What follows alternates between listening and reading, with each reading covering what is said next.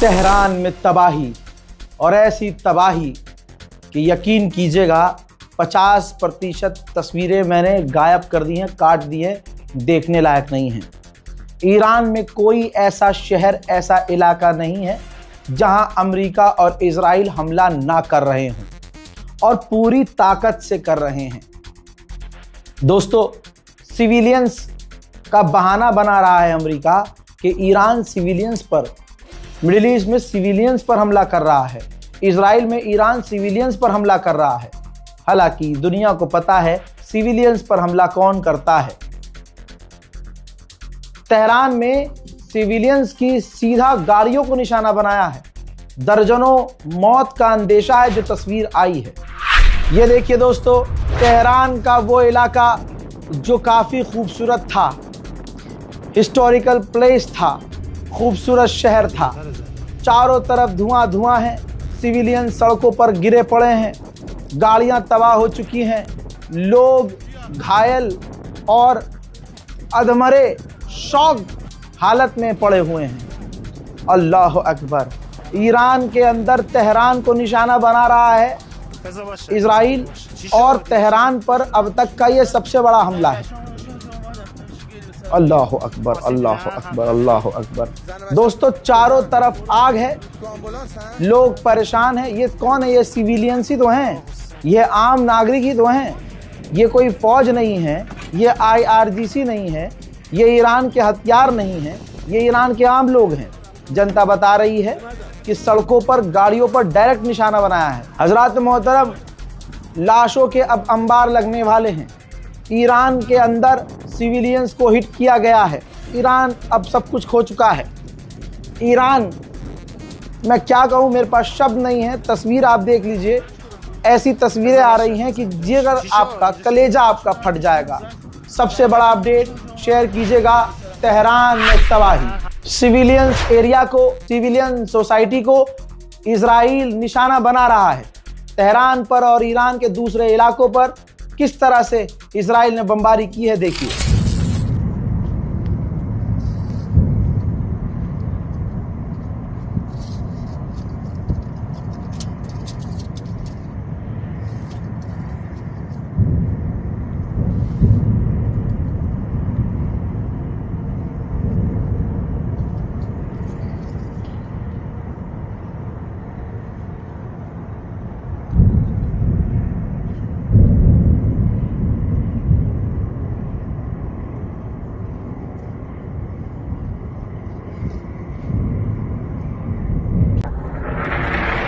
أبا الفاس।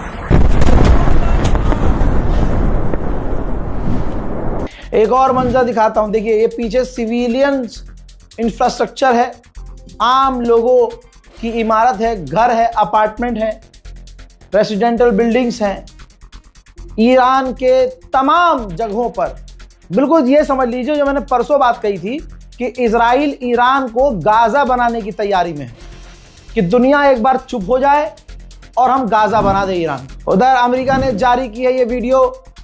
Iran के शाहिद, वो drone जो अटैक करने की तैयारी में थे, लॉन्च होने वाले थे, अमेरिका ने ईरान के दर्जनों शाहिद ड्रोनों को लॉन्च होने से पहले तबाह कर दिया। इजराइल ने ये वीडियो जारी किया और कहा कि हम अब तक 300 ईरान के मिसाइल, बैलिस्टिक मिसाइल लॉन्चर्स को तबाह कर चुके हैं ताकि ईरान मिसाइल को लॉन्च ही ना कर सके। दुश्मन ने खुद कंफर्म किया है कि जब से ये जंग शुरू हुई है, जब से अमेरिका ने ये जंग शुरू की है, इजराइल ने ईरान पर अब तक 4000 बार बमबारी की है। दोस्तों, France, America, Germany, Britain, Europe, NATO, Arab सब एक हो गए हैं। और मैंने पहले भी कहा था, ईरान अकेला रहेगा, कोई ईरान के साथ नहीं रहेगा। अब फ्रांस बीच में आया है दोबारा से। फ्रांस के राष्ट्रपति ने न्यूज़ चैनल पर कंफर्म किया है कि हम अपने अरब देशों के साथ हैं। हमारा कतर और UAE के साथ डिफेंस एग्रीमेंट है, हम उनको बचाएंगे। मैंने साइप्रस में 2 युद्धपोत भेजे हैं और मैंने मिडिल ईस्ट के लिए ऑर्डर दिया है कि अपना एयरक्राफ्ट कैरियर वहां भेजा जाए। ईरान का वो आदमी जिसने खामनाई को निशाना बना रहा है, कि ईरान का वो आदमी जिसने अपने लोगों को मारा उसको कोई याद नहीं रखेगा। ये जंगली जानवर देख नहीं रहा लग रहा। पूरे सोशल मीडिया और इंटरनेट पर चाहे कोई भी हो, जलवा उसी शख्स का है जिसने 79 साल की उम्र में ट्रंप के टैरिफ के डर से, ट्रंप के डर से, ट्रंप की धमकियों के डर से कोई भी डील नहीं की, ना घुटने टेके। अरे मोदी नाम नहीं था उसका कि नाच के आ जाए और सब कुछ ओके हो जाए, नाम खामनाई था। शहादत कबूल कर ली, मरना गवारा कर लिया, सर झुकाना गवारा नहीं किया। फ्रांस के राष्ट्रपति इमैनुअल मैक्रोन ने ये सब कुछ बोलकर अरब और अमेरिका को खुश तो किया, लेकिन ये भी देख रहा था फ्रांस कि ईरान पूरी तरह से बौखलाया हुआ है। तो बैलेंस करने के लिए इसने आगे कहा कि ईरान पर जो हमला किया है इजराइल और अमेरिका ने, हम उस हमले को अप्रूव नहीं करते, ना उन हमलों को सही मानते हैं। ट्रंप की सरकार ने ऐलान करके बताया है कि कई सारे देश हम तक आए हैं, हमसे कांटेक्ट किया है और उन्होंने कहा है कि ईरान के खिलाफ हम आपकी मदद करने को तैयार हैं। यही तो है इस्लाम की हालत। अब समझ में आ रहा है कि इस्लाम कितनी मुश्किल से हमारे पास आया है और इस्लाम में गद्दारों की कमी नहीं है। सोचिए, यह अरब देश के अलावा कौन और होगा जो कहेगा अमेरिका से कि चलो। अबे भैया, मोहम्मद बिन सलमान ने ही हमला करने के लिए उकसाया था। ये तो पता चल गया ना आपको मोहम्मद बिन सलमान की असलियत। तो अगर एक मुस्लिम देश मुस्लिम से वफादारी नहीं कर रहा है, एक शेर को मारने के लिए गीदड़ों की फौज इकट्ठा हो रही है, तो अब आप क्या सोचते हैं? उस खामनाई की जगह कोई और हो सकता है? अब कोई खामनाई नहीं है। पूरी दुनिया की ताकत एक हो रही है ईरान को दबाने के लिए। यूरोपीय यूनियन और गल्फ दोनों के बीच बड़ी बातचीत होने वाली है। ऐसा लग रहा है कि सारी दुनिया की ताकत ईरान के खिलाफ एक हो रही है। अब जरा सोचिए, ईरान की क्या ही ताकत होगी और ईरान का खौफ कितना होगा। कुछ तो ईरान के पास ऐसा था जिसे हिम्मत कहते हैं, ईरान का सब्र, ईरान की जुर्रत इतनी कि भैया पूरी दुनिया पे भारी पड़ रही है। सारी दुनिया ईरान के खिलाफ एक हो रही है। सिविलियंस मारे गए हैं। ये कुछ एथलीट्स हैं, ईरान के एथलीट्स जो आतंकी नहीं थे ऑब्वियसली, जो स्टूडेंट थे, एथलीट्स थे, आम लोग थे। अमेरिका और इजराइल ने इनको भी कत्ल कर दिया। लेकिन आप जब इजराइल की कोई न्यूज़ चैनल खोल के देखेंगे तो वो अपने खंडरों के पास जाकर वहां आर रोना कर रहे होंगे कि ईरान हमारे यहूदी सिविलियंस को मार रहा है। समझ रहे हैं आप? कर वो काम खुद रहा है, लेकिन अपने यहां खंडरों पर जाके कह रहा है कि हमारे सिविलियन को ईरान मार रहा है। आ गया ना तुर्की का असली चेहरा भी दुनिया के सामने। तुर्की और तुगलगाजी प्रोपेगेंडा सीरीज बनवाकर तुर्की ने अपना नाम करवाया और अब उसकी असलियत दुनिया के सामने आ रही है। मैं तो हमेशा समझाता था कि भाई इस पर भरोसा ना करना, तुर्की पर कभी भरोसा ना करना। और तुगलगाजी की बात अलग है, वो प्रोपेगेंडा करवाया इसने कि तुर्की पर लोग ऐसे हो जाएं और बस यही है इस्लाम का सालार। असलियत क्या है? तुर्की का विदेश मंत्री टीवी चैनल पर बैठा हुआ है 24-24 घंटे और सिर्फ बयानबाजी कर रहा है और कुछ नहीं कर रहा है।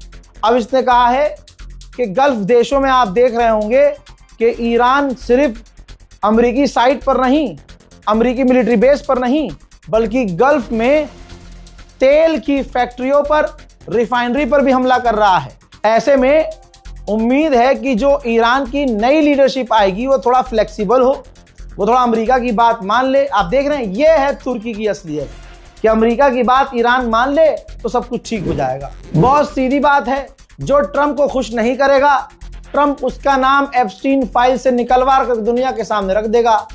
जो इजराइल को नाराज करेगा, इजराइल उसका पूरा काला चिट्ठा जो लड़कियों के साथ, बच्चियों के साथ जो गलत गलत काम इन लोगों ने एप्स्टीन आइलैंड पर जाकर किए हैं, सब खोल देगा। तो जर्मनी का चांसलर कैसे पीछे रहेगा? ट्रंप के सामने बैठकर जांघों पर जांघें चढ़ाकर जर्मनी के चांसलर ने कहा कि हम सपोर्ट करते हैं अमेरिका इजराइल को कि वो एक आतंकी रिजीम को खत्म कर रहे हैं। मतलब मान लीजिए कि आपकी किसी देश से नहीं बनती तो आप उस देश की पूरी गवर्नमेंट को कत्ल कर दें और फिर आप कहें कि वो आतंकी रिजीम है। भारत का कोई अंडुआ इसको अपने बाप पर रख कर देख ले, अल्लाह ना करे, खुदा ना खास्ता मोदी जी को कोई कुछ कर दे तो तुम्हारा रिएक्शन क्या होगा? क्योंकि सुप्रीम लीडर ही सुप्रीम लीडर था, ईरान का करता धरता था, उसे मार दिया गया। तो अब आप उम्मीद क्या कर रहे हो कि ईरान के लोग ताली बजाएं? हजरात, मैं भी कहां बेवकूफ़ी कर रहा हूं, अंधभक्तों से, राक्षसों से इंसानियत की बात कर रहा हूं। डोनाल्ड ट्रंप ने कहा कि सबसे बुरा तो यह होगा कि अब जो नया लीडर आएगा, नया सुप्रीम लीडर होगा, वो भी अगर खामनाई की तरफ बुरा हो। उधर रजा पहलवी के चूतड़ों पे लात ट्रंप ने मार दी है और अमेरिका इजराइल ऐसे ही करते हैं। रजा पहलवी पूरे पिछले कई सालों से उछल रहा था और अमेरिका इजराइल को सपोर्ट कर रहा था इस लालच में कि ईरान का राष्ट्रपति इसे बना देगा अमेरिका। लेकिन ट्रंप ने अपने ताज़ा बयान में कहा है कि मैं ऐसा व्यक्ति ढूंढ रहा हूं जो ईरान में ही रहता हो और ईरान में पॉपुलर हो, उसको सरकार दी जाए। दूसरी तरफ ईरान के लोग घुटने पे आने को तैयार नहीं हैं। इधर से हमले हो रहे हैं, इधर से मिसाइल आ रही है, उधर तबाही मच रही है। ईरान के लोग अपने मुल्क के लिए सड़कों पर उतरकर जबरदस्त प्रदर्शन कर रहे हैं।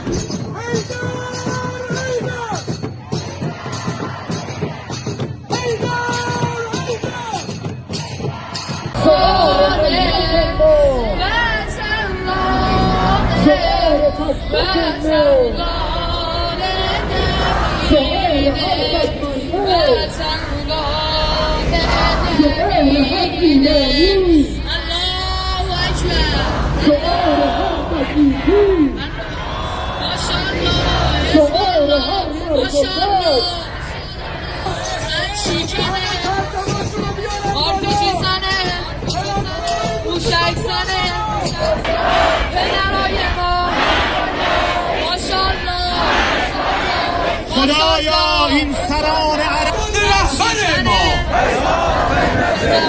راه شهیدان ما. اکبر آمریکا، اکبر آمریکا، اکبر اسرائیل. मोहतरम हज़रात, ज़्यादा से ज़्यादा हमारे चैनल को सब्सक्राइब कीजिए और वीडियो को शेयर कीजिए। रील वाले कंटेंट से दूर रहिए। इंस्टाग्राम पर जो आ रहा है 90% फेक आ रहा है, झूठ, और खुद मुसलमान झूठ फैला रहा है सिर्फ व्यूज और लाइक के लिए। और ऐसा नहीं कि कोई ऐरा गैरा, ऐसे बहुत सारे लोगों पर मेरी नज़र है मुसलमान, चैनल पे उनके 1-1 मिलियन फॉलोअर, फेसबुक पर 1 मिलियन फॉलोअर, लेकिन फेक न्यूज फैला रहे हैं, गलत खबरें दे रहे हैं। तो आप ऐसे इंसान पर भरोसा करें जिसकी एक भी खबर कभी झूठी साबित ना हुई और उसके सोर्स बहुत जेन्युइन हो। यह नहीं कि खाली अखबार की कटिंग। अब जैसे हम अखबारों की कटिंग लगाते हैं या कोई डिजिटल मीडिया का सोर्स लगाते हैं तो सस्ते यूट्यूबर क्या कर रहे हैं, इंतजार करते हैं रज़ाग्राफी क्या अपलोड करेगा, फिर उसके बाद रज़ाग्राफी ने जो सोर्स लगाया है वही सोर्स निकाल कर, वही स्क्रीनशॉट लगाकर 4 बातें अपने मन से बोल दे रहे हैं। ये हो रहा है, कौम के साथ धोखा हो रहा है। और मेरा मानना यह है कि जंग में कभी झूठ नहीं फैलाना चाहिए, इससे कौम गुमराह होती है और जंग में बुरी तरह से हार होती है। इस रिपोर्ट को शेयर कीजिएगा। मेरी बात समझ में आए तो मेरी दुआ कीजिएगा। जय हिंद।